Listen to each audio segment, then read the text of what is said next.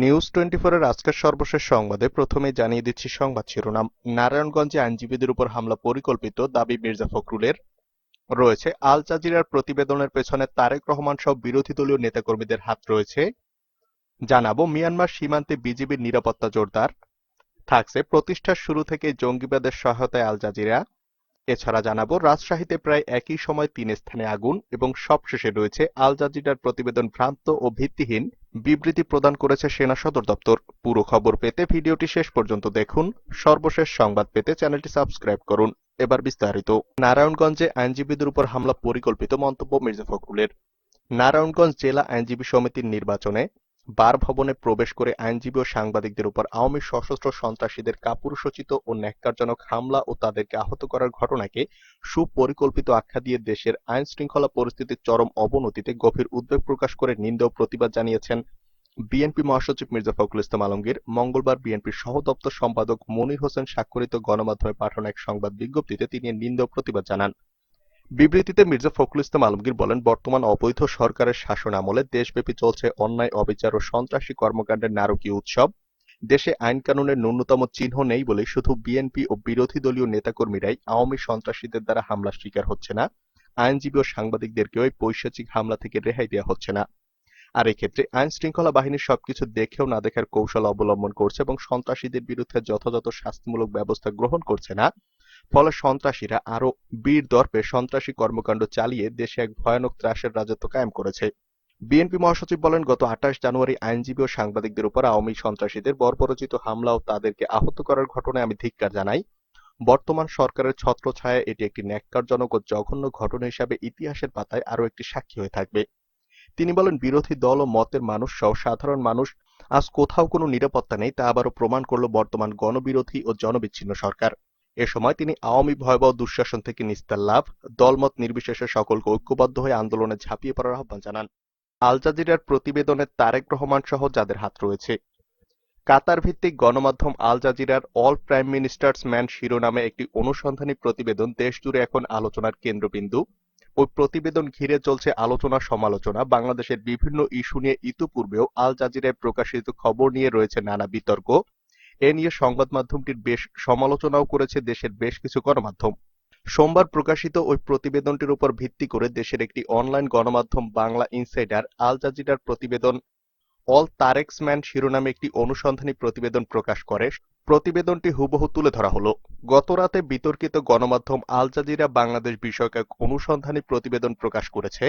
All prime ministers man শিরোনামে তথাকথিত এই অনুসন্ধানী প্রতিবেদনটির ব্যাপ্তি ১ ঘন্টার কিছু বেশি। একটি আন্তর্জাতিক গণমাধ্যমে এত দীর্ঘ কলেবরের প্রতিবেদনে কিছু হাওয়াই অভিযোগ নিয়ে চর্চা করা হয়েছে। যে কোনো সত্যনিষ্ঠ অনুসন্ধান দর্শক দীর্ঘ প্রতিবেদনটি গভীর মনোযোগ দিয়ে দেখলেই বুঝবেন, সত্যান্বেষণ নয় বরং রাজনৈতিক প্রোপাগান্ডার জন্যই এই অনুসন্ধানী প্রতিবেদনটি তৈরি করা হয়েছে। প্রামাণ্যচিত্রে যেসব অভিযোগ উত্থাপিত হয়েছে তা একজনের বরাতে, তিনি হলেন সামি। চাতুর্যের সঙ্গে তার পুরো নাম এবং পরিচয় গোপন করা হয়েছে সামির। সামির পুরো নাম সামিউল আলম। ২০০২ সালে ইউরোপ বিএনপির সাংগঠনিক সম্পাদক ছিলেন। গিয়াসউদ্দিন আল মামুনের অন্যতম বিজনেস পার্টনার। হাওয়া ভবনে তারেক রহমানের অন্যতম সহযোগী। ২০০৭ সালে 111-এ মোস্ট ওয়ান্টেড দুর্নীতিবাজদের অন্যতম। তার বক্তব্যেই এই প্রামাণ্যচিত্রের মূল উপজীব্য। তিনি নিজেই একজন জালিয়াত এবং দুর্নীতিবাজ।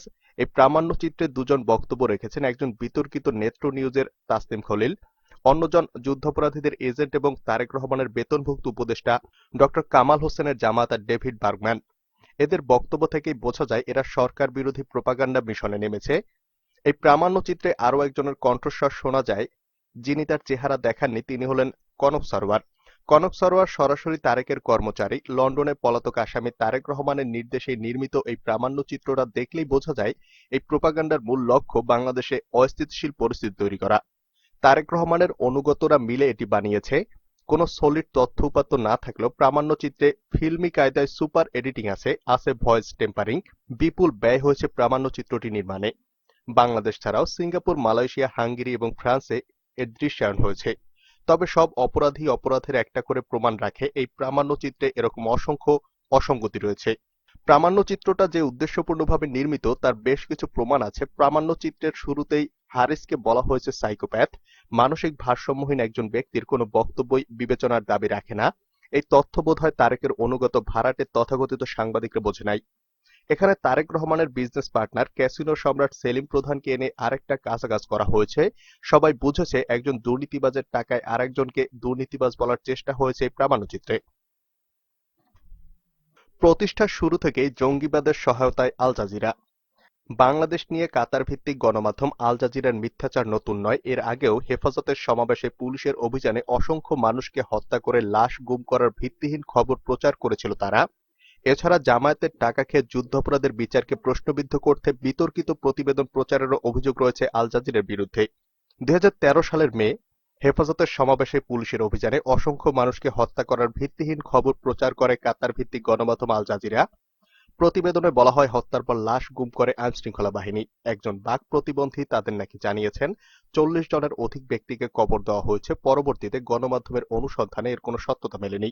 বাংলাদেশের অভ্যন্তরীণ নানা ইস্যুতে আল জাজিরার মিথ্যাচার নতুন নয়। যুদ্ধাপরাধের বিচারের জন্য আন্তর্জাতিক অপরাধ ট্রাইব্যুনালের কার্যক্রম শুরুর পর থেকেই বিচারকে প্রশ্নবিদ্ধ করতে এজেন্ডা ভিত্তিক একের পর এক খবর প্রচার করে আল জাজিরা। যুদ্ধাপরাধী দল জামায়াতের কোনো নেতার ফাঁসির দণ্ড হলে তারা সেটা প্রচার করত বিরোধী দলীয় ধর্মীয় নেতা হিসেবে। অভিযোগ রয়েছে জামায়াতের কাছ থেকে বিপুল পরিমাণ টাকা খেয়ে বিতর্কিত খবর প্রচার করে তারা। বাংলাদেশ নিয়ে যখনই বিতর্কিত খবর প্রচার করেছে আল জাজিরা, তখনই দৃশ্যপটে আসে একটি নাম, ডেভিড বার্গম্যান। মানবতাবিরোধী অপরাধের বিচার প্রশ্নবিদ্ধ করতে একের পর এক বিতর্কিত লেখালেখি তার কাজ।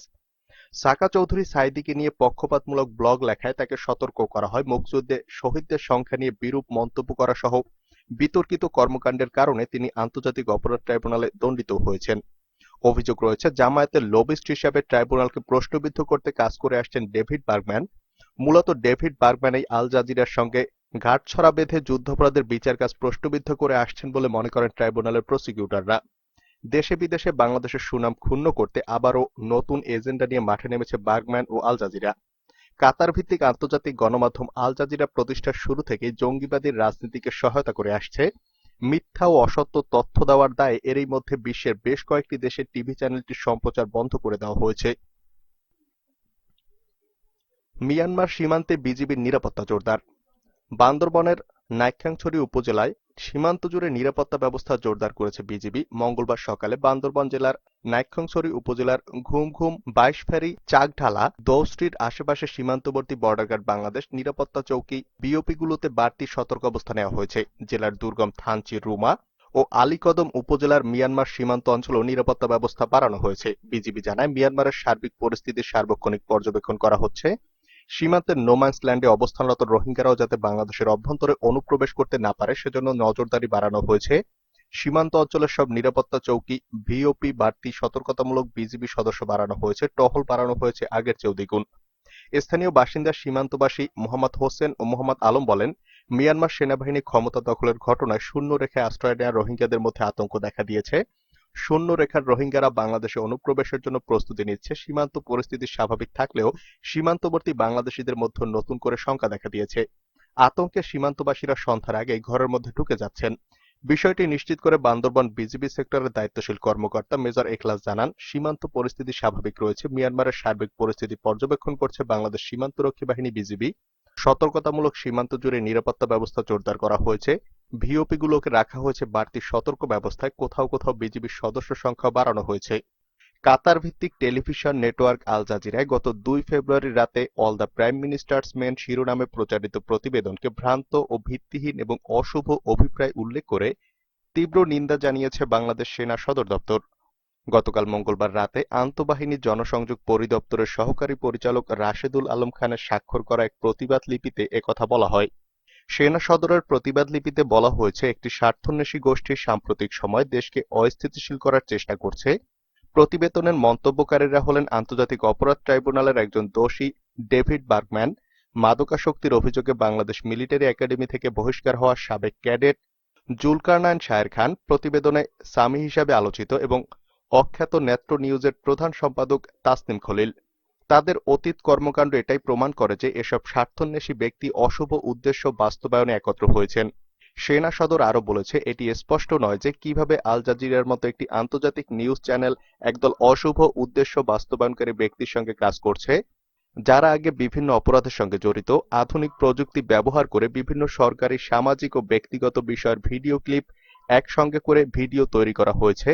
বিভিন্ন অসংগত বিষয় একত্র করে নেপথ্য কণ্ঠ দিয়ে একসঙ্গে যা সম্পাদন করা হয়েছে। বাংলাদেশ সেনাবাহিনীর ইসরায়েল থেকে মোবাইল ইন্টারসেপ্টর ডিভাইস সংগ্রহের বিষয়ে আল জাজিরার ভ্রান্ত প্রতিবেদনের তীব্র প্রতিবাদ করে সেনা সদর বলেছে, প্রকৃত সত্যটি হলো জাতিসংঘের শান্তিরক্ষা মিশনে মোতায়েনের উদ্দেশ্যে সেনাবাহিনীর একটি কন্টিনজেন্টের জন্য হাঙ্গেরি থেকে এসব সরঞ্জাম সংগ্রহ করা হয়েছিল। বাস্তব সত্য হলো সরঞ্জামগুলো ইসরায়েলের তৈরি নয়। ইসরায়েলের কাছ থেকে প্রতিরক্ষা সহযোগিতা নেওয়া বা সংগ্রহের সুযোগ নেই, যেহেতু বাংলাদেশের সঙ্গে এই দেশের কোনো কূটনৈতিক সম্পর্ক নেই। প্রতিবাদ লিপিতে আরো বলা হয়, বাংলাদেশ সেনাবাহিনী মনে করে এটা দেশের বিকাশ ও অগ্রগতির পথে বাধা সৃষ্টি এবং সরকারের বিভিন্ন সংস্থার মধ্যে চলমান সম্প্রীতি বিনষ্টের স্বার্থে স্বার্থান্বেষী মহলের অপচেষ্টা।